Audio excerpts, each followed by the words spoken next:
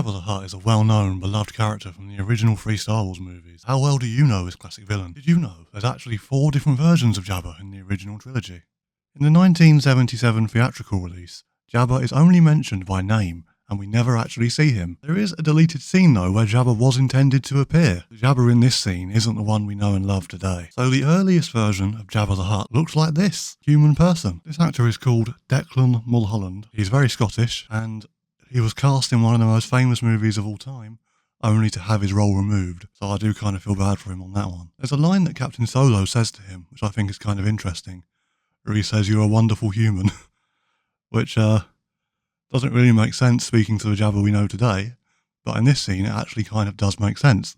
Many early scripts actually suggest that Jabba was just a human, not a Hutt to begin with. It's wild to think that Jabba the Hutt, one of the most famous aliens in sci-fi, started as just a guy in a vest. 20 years later, George Lucas would remaster A New Hope, and we'd receive, for the first time, a CGI Jabba in this movie. It looks like this. When the 1997 special edition was released, a lot of fans didn't like this scene. They said it was redundant because there's a scene with Greedo where the same conversation happens. They said the CGI was poor, and they said it weakens Jabba's mystique before Return of the Jedi. Personally, I believe we shouldn't have a Jabba scene until Return of the Jedi, for the exact same reason. It ruins the reveal. Jabba's animation is clunky and horrible. The CGI looks weird. The model is terrible. It doesn't look like it belongs in the film, and honestly I think just cutting that scene would improve the movie. Now maybe there's a reason for this I don't understand, but this was done in 1997. Return of the Jedi came out in 1983, so why didn't we just use the same puppet? Why did we need to make a CGI Jabba? People don't like puppets because they can tell it's not real, but when I look at a CGI Jabba the Hutt, I can tell that's not real, so what's the difference? In the original scene, Captain Solo walks behind the actor, and that's a problem, because Jabba has a massive tail. So they've digitally made it look as though Han stepped over Jabba's tail, which causes Jabba to yelp. It's a completely weird scene. It really doesn't need to be in the movie.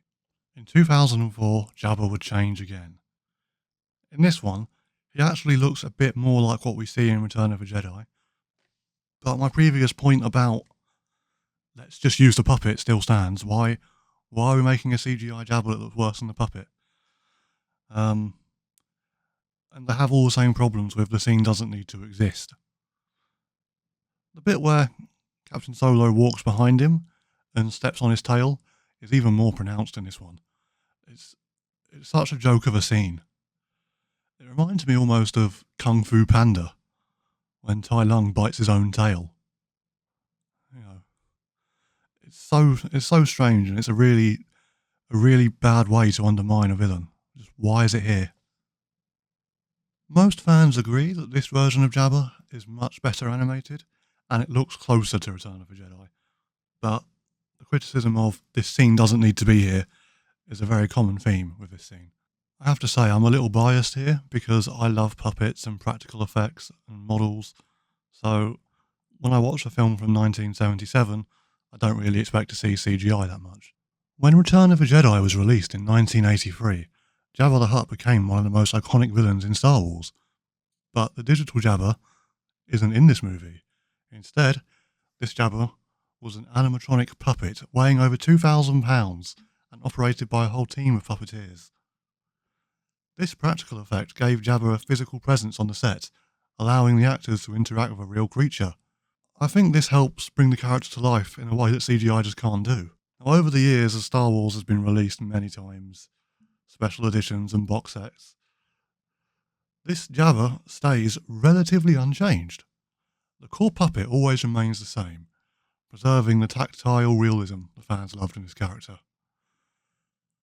Now, the filmmakers have enhanced the surrounding elements a little bit, but the puppet itself remains, as I hope it always will do. I've always felt like the beginning of Return of the Jedi is its own Star Wars movie contained within itself, because it has the hero's entrance at the start, where they're all nodding at each other, and it has the final battle and the celebration when Leia ends up getting Jabba. I find it interesting that most of Star Wars has moved on to CGI models and Disney everywhere and all that crap. But Jabba is the last villain who's been untouched. He's very much a shadow of 1970s sci-fi. He is what's left. He is the grime, the slime, and the weirdness from the 1970s. And I would be very sad if they ever changed him. I like him the way he is now. When Leia kills him, it's a slow and ugly and choking death, and we sit and watch it. And it's kind of poetic, because he's not taken out by Luke's powers or a lightsaber or a blaster. He dies the way he lived, bloated, chained, and too arrogant to see it coming. So when I say I feel like the opening part of that film is its own film, well, he is the villain of that film, and it just works so well in my opinion.